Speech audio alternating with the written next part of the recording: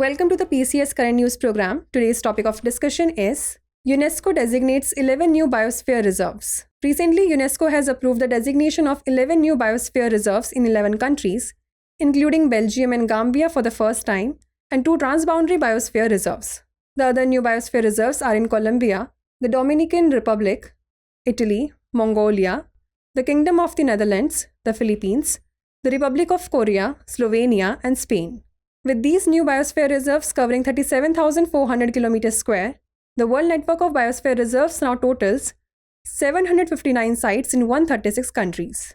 The additions were decided during the 36th session of the International Coordinating Council. The governing body of UNESCO's MAN and the Biosphere Program is composed of 34 representatives of UNESCO member states. The Council held its session in Agadir, Morocco from 2nd to 5th July, following the UNESCO Conference on Soils. Let's now talk about biosphere reserves. Biosphere reserves are an essential component of UNESCO's mandate as the United Nations Organization for Sciences. Each biosphere reserve promotes innovative local sustainable development solutions, protects biodiversity, and addresses climate disruption.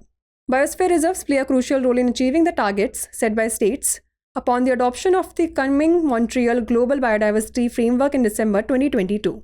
The framework includes the following key targets to be achieved by 2030. Designating 30% of the Earth's land and marine surface as protected areas, restoring 30% of the planet's degraded ecosystems. Now it's time for the practice question. When was the Kunming-Montreal Global Biodiversity Framework adopted? January 2020, December 2022, June 2021, or March 2023? Send the answer to this question in the comment section. Thanks for watching. For more informative content, like, share and subscribe, and do not forget to press the bell icon to get the notifications.